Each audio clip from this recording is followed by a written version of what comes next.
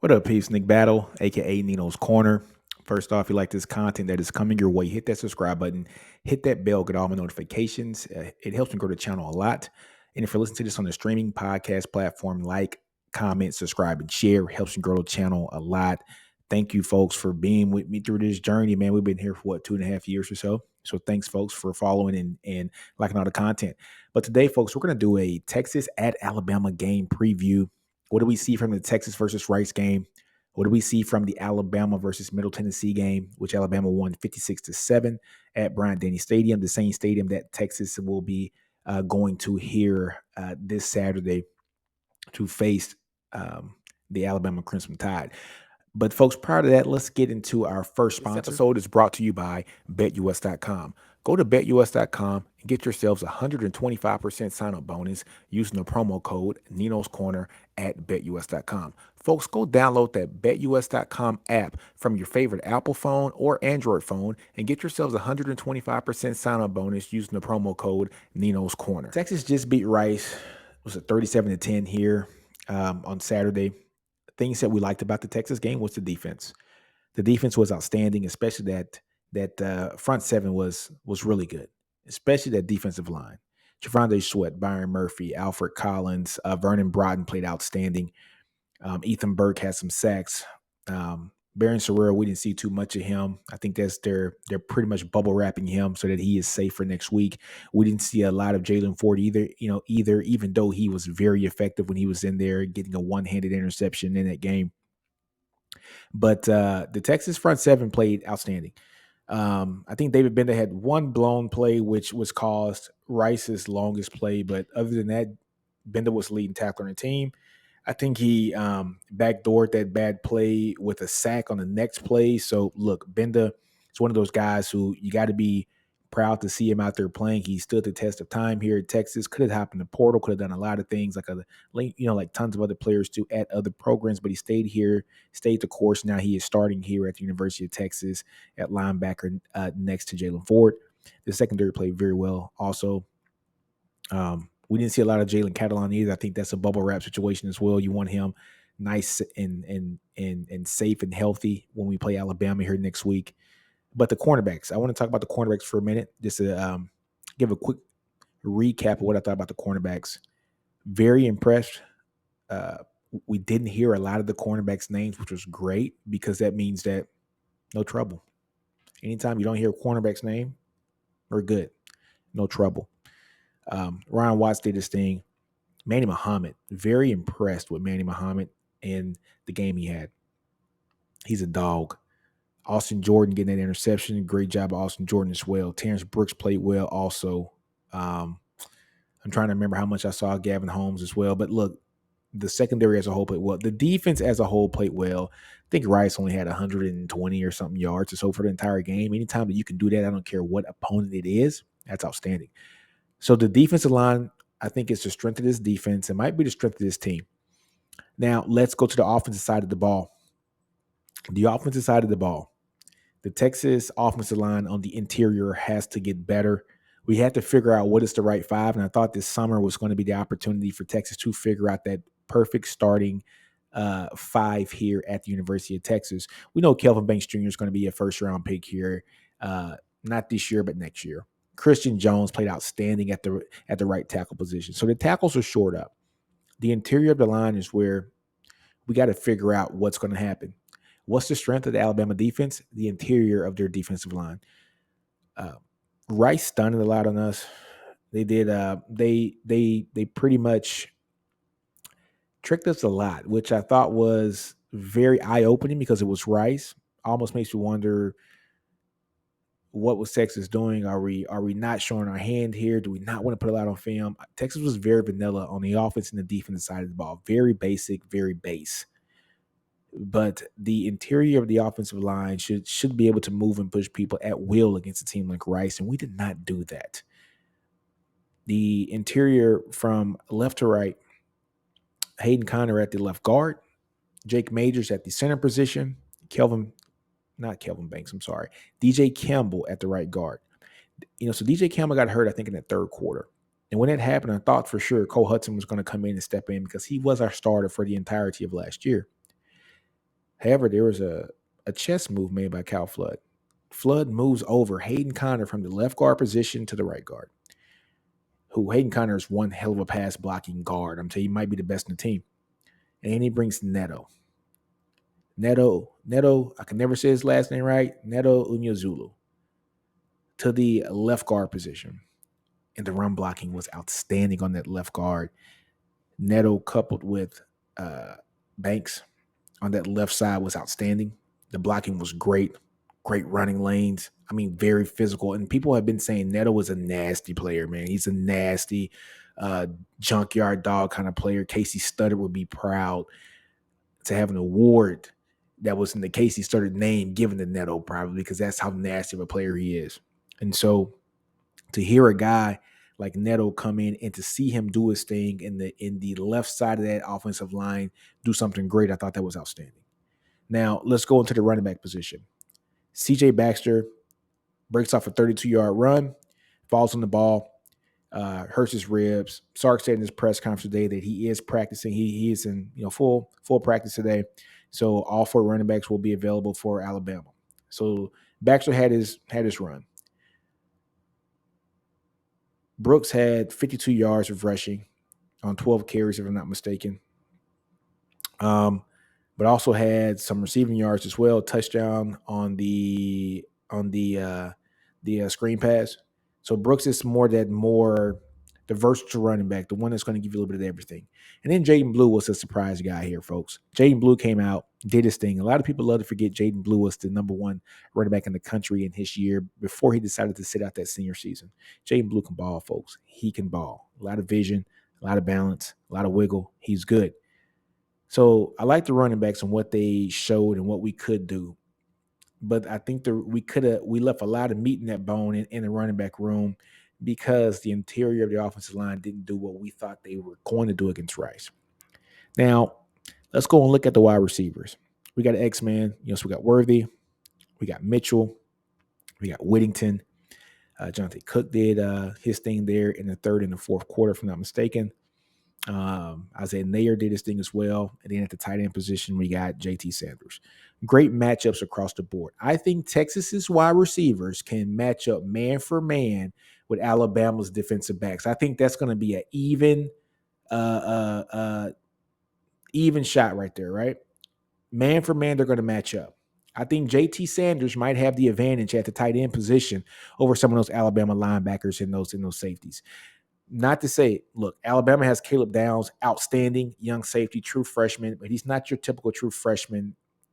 Dad played, Uncle Dre Bly. I mean, he's been coached to be a defensive back pretty much for his entire life. But the speed of the college game is a little different in high school. And JT Sanders is his third year, so a guy that's going to go to the league next year. There might be that one play where he might be able to get him. And he might be able to get behind him in a touchdown. But the key to all this is our quarterback. What is Quinn going to do? Quinn needs to be able to hit that deep shot. We have got to be able to hit that deep shot against Alabama. He was so good at it last year. He was there. I mean, we had one drop deep ball from Worthy in the end zone. I know Worthy had to dive out for that catch, but Quinn was slinging that rock, man. He was doing his thing. But the deep balls have not been something for us last year or so far this year as well against Rice. Quinn has figured out a way how to get those deep balls completed.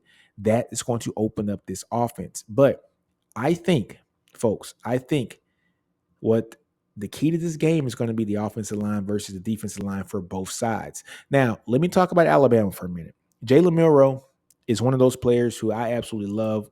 When he committed to the University of Texas, folks, I was like, yes, we got a baller. The kid's special. Came out of Katy. He decommitted once Texas got the commitment from Quinn Ewers. Quinn Ewers decommits from Texas, goes to Ohio State. So now we don't have either one of the quarterbacks, but Quinn decides to come back. We get all that transfer report. You guys know the story. Now, Jalen Milroe goes to Alabama, and he waits his turn. And so this is Milroe's, second or third season? But yeah, so Milroe waits his turn. This is third season, if I'm not mistaken. So redshirt sophomore year. He goes 13 for 18 for 194 yards and 3 passing touchdowns, and then couples that with 7 carries for 48 yards and 2 touchdowns. Now, Alabama, folks, has one huge offensive line.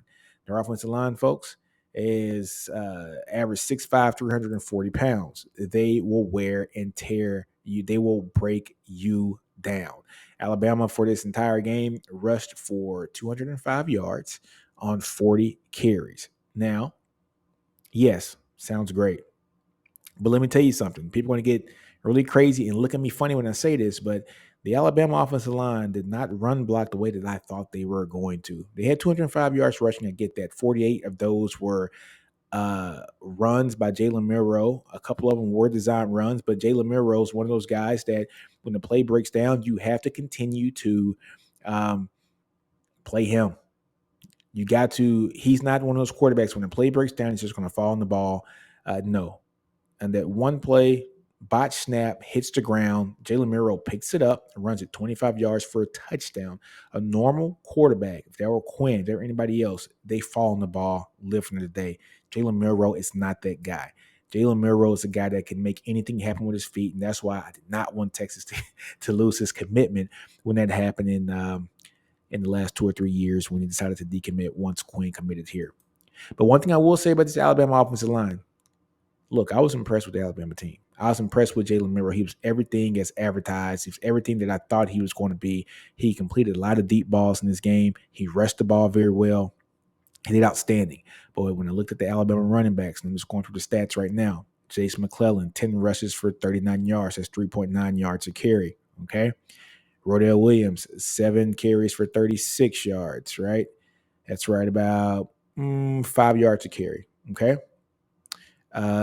Justice Haynes, four carries, 29 yards, 7 yards a carry. Right. Richard Young, 5 carries, 18 yards. What is that? 3.5 yards a carry. Jamarion Miller, 4 for 14. That's about 3 yards a carry. And Ty Simpson, the quarterback, he ran a couple times. Yes. Rodell Williams averaged about 5 yards a carry. Justice Haynes averaged 7 yards a carry. The 4 on 29. But their offensive line, to be honest with you, I was expecting more in the running game from the running backs, but you got to factor in Jalen Milroe. This is why I got to backtrack what I'm about to say. I got to say it, but say it with a grain of salt. I was not impressed with the run blocking for traditional running for the Alabama offensive line. I'm used to seeing Alabama lines punish people 7, 8 yards a carry.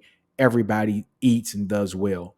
This line, I wasn't really impressed with it from the previous Alabama lines. Mind you, it's still a very damn good line. Every kid on that offensive line was number 1 or number 2 kid in their class at their position for their respective year groups. But for the game against Middle Tennessee, I thought I was going to see a more dominant Alabama offensive line. Now, you're asking Nino, why are you saying this?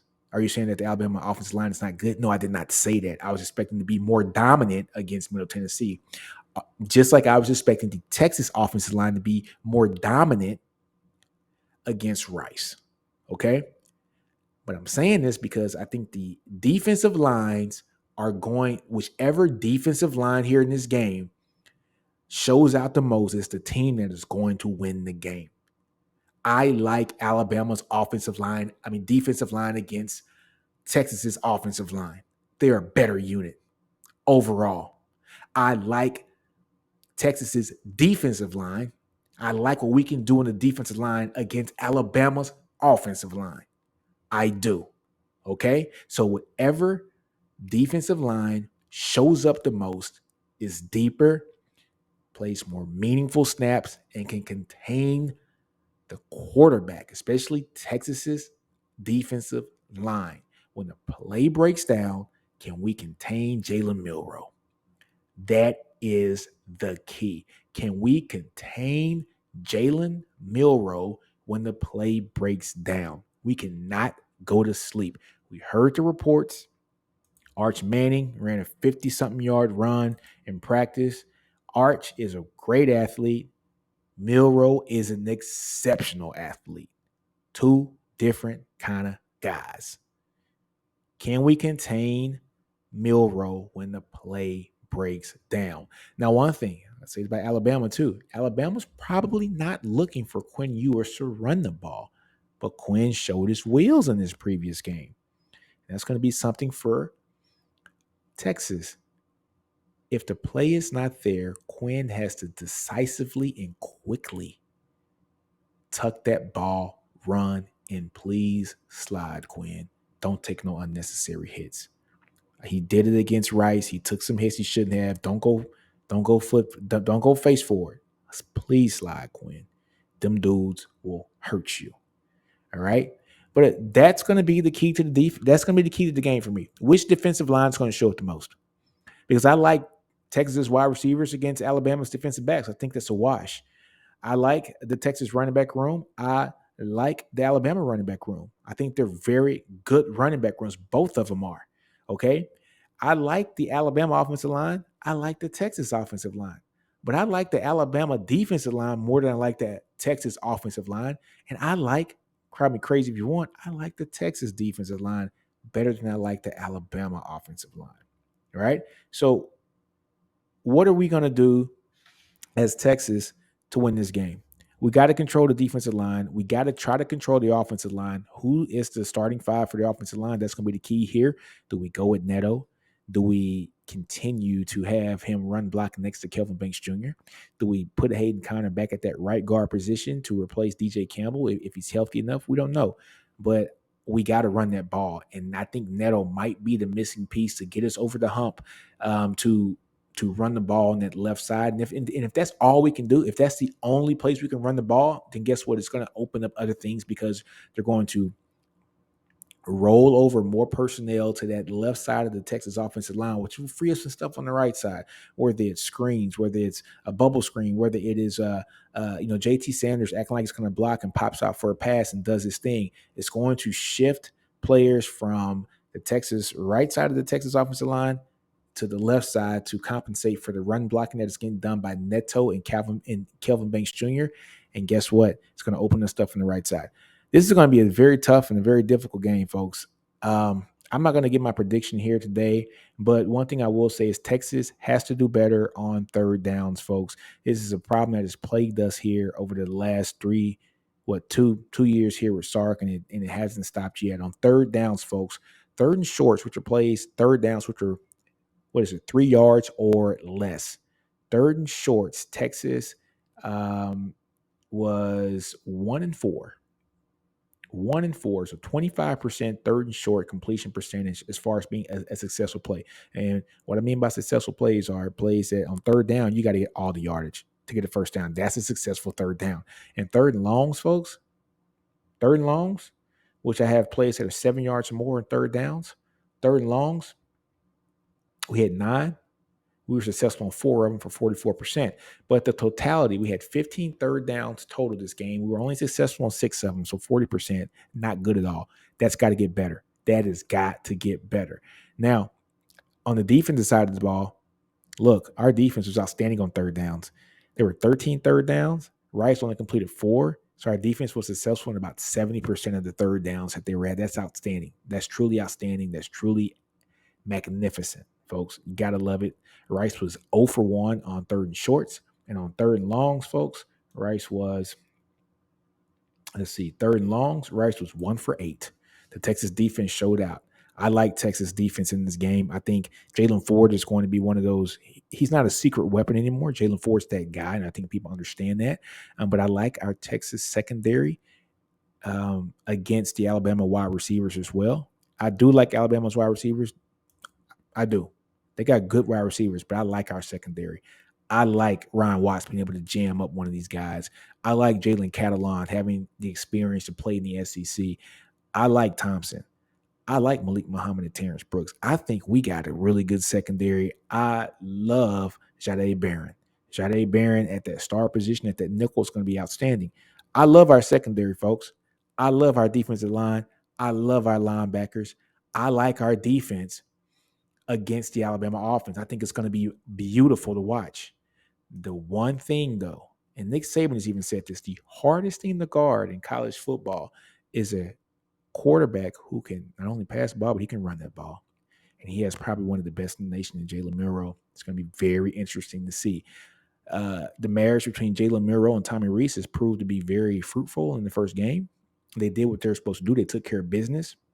Jalen Milroe hit 3 or 4 explosive passes over 20 yards or more. He hit the deep ball multiple times this game, and he ran very well. Also Milroe special. He's special. And so that, like I said before, the key to this game is which defensive line is going to abuse the other offensive line the most. That's the team that's going to win the game.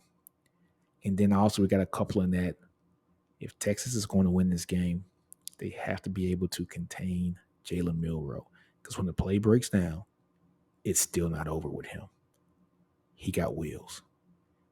And his arm has gotten so much better. I mean, we saw the flick of his wrist yesterday, on Saturday. We saw what he can do in the passing game. We saw him hit the deep balls. And he had another deep ball he was going to hit, but it's a pass interference. The dude know he was beat. He just grabbed the leg. He ain't going to do it on me. He ain't going to do it on me. He just grabbed the leg. So he could have had 4 or 5 deep balls Saturday. Texas, we got none. We had like none. Okay? Now, can Quinn go into Bryant-Denny Stadium and do his thing? Can Quinn hit the deep ball in Alabama? That is going to be the key to this game. We have got to do our thing, but maybe Sark has another game plan. Maybe we don't try to go for the deep ball. Maybe we don't. Maybe we kill him with the short game. They're going to expect us to go deep just for the simple fact that Sark is he's one of the proteges of Nick Saban, also a protege of Pete Carroll as well. But his 2 mentors are Pete Carroll and Nick Saban. He was Saban's offensive coordinator during that magical run in 2020 when they had Mac Jones and put up the most yardage ever for an Alabama team. Saban knows the tendencies of Sark. He knows that he can't help himself. He wants to go deep. That's part of his offense. Does Sark counter that? And does he take the inside stuff and just methodically goes down the field and handles business, short pass, short pass, short pass, short pass? Maybe an occasional deep ball, maybe not. I mean, maybe one or so to keep it honest throughout the game, but take what the defense gives you. Make the game comfortable for Quinn. Let him cook and let him do his thing. Now, one thing I do want to say, I want to look at just some of the player personnel packages that we had here at Texas in the previous game against Rice. We had 74 total plays. We had 37 run and 37 pass, for my numbers, so this is unofficial. I got to go back and look, but we had 40 total plays and 11 personnel, 1 running back, 1 tight end, 20 and 20 for running and passing. We were successful in 11 personnel, exactly the same in running and passing at 40%. So 8 plays successful in running and 8 plays successful in passing out of 11 personnel. Our heaviest, our most fruitful, successful play in the running game and the passing game came out of 10 personnel. So 1 running back and no tight ends, folks. We had 1 run play. We were successful in that play. We had 4 passing plays out of that. So a total 5 plays, 3 successful plays. So 2 out of the 4 passing plays were successful. 1 out of the 1 running play. So the only run play was successful. We were successful 3 out of those 5 plays. That's a small sample size. We ran 12 personnel, folks. 1 running back, 2 tight ends 19 times. We ran 13 times out of that and passed 6 times. And out of that 12 personnel, folks, we were successful in the passing game 67% of the time out of those 6 passes, right? So we were successful 4 out of those 6 passing plays. When I talk about successful passing plays or running plays, it is half the yardage needed on first down, folks, to get a first down. 70% of the yardage needed on second down to get that first down. Third down, all the yardage. Fourth down, all the yardage, okay? One thing that we did use also was the jumbo package, which we used a lot last year against Alabama and honestly throughout the season. Andre Carrick played our jumbo tight end, the 6th offensive lineman in there. Now he is starting at, I think, left guard there for Tennessee this year. But we did the jumbo package 5 times this game. We were successful 0 times in the running game, and we were successful 67% of the time in the passing game. So 2 out of 3 times in the passing game and 0 out of 2 in the running game. Our jumbo package 6 offensive lineman is Agbo. So he's wearing number 80, I think, because they have him listed as a tight end when he comes in. So he's wearing number 80, but he's 295 pounds. And when he gets his hands on you, he's something. But it's a matter of we got to get hands on him. One thing else Texas has to do, and I recognized this in the previous game against Rice. The blocking. We had a 4th and 1. Jonathan Brooks gets the ball. A.D. Mitchell and Gunnar Helm are right there on the left side, and they just whiff on the block. The guy comes in, hits Jonathan Brooks behind the line of scrimmage, and we get half a yard on the 4th and 1. If they just secure that block, Jonathan Brooks is probably running for 2 or 3 yards. He gets the first down. That's a scoring drive. The blocking has to get better. I know they see this on film. If we saw this watching the game, we saw this on film as well. I know the coaching staff sees this. I know the players see it. They got to be able to get the blocking much better in those situations, especially from Gunnar Helm. He's a tight end. We expect Gunnar to do it because he's an outstanding blocker, which was kind of befuddling because I'm so used to seeing him be such a great blocker here at the tight end position. But A.D. Mitchell, also probably to get in that room with Jordan Whittington, man, because Jordan Whittington blocks his butt off. But folks, this game's going to come down to the trenches. Which defensive line is going to be better? Texas defensive line or Alabama defensive line? Which one is going to abuse the other offensive line more? It's a team that's going to win the game. Okay, it's about the defensive lines in this game. They're very stout. They all have draft picks up and down those defensive lines. Bama just is full of them. I think Texas has probably 4 guys that are going to get drafted from this defensive line that are going to be playing in that game this Saturday, if not more. And I'm excited about it. I'm excited. You guys will see me at the game on Saturday. If you see me, man, come give me a shout out, give me a holler, man. Give me some dap, and let's just have some fun, man. But on that note, folks, man, don't be afraid to fail out, grow your environment, understand your brilliance.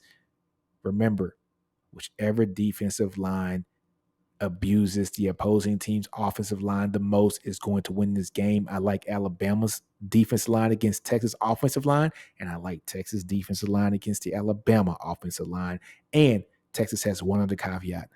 They have got to contain Jalen Milroe. It's going to be hard.